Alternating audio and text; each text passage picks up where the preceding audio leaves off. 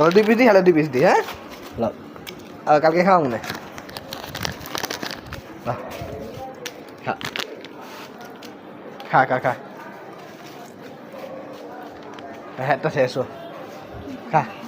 আবার কালকে খাওয়া মনে খেয়ে জায়গা এখন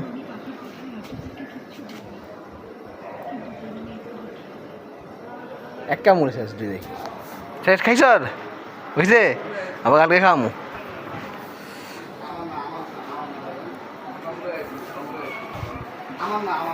মাঝখানে বই এটা গেছে সাইডে গাবো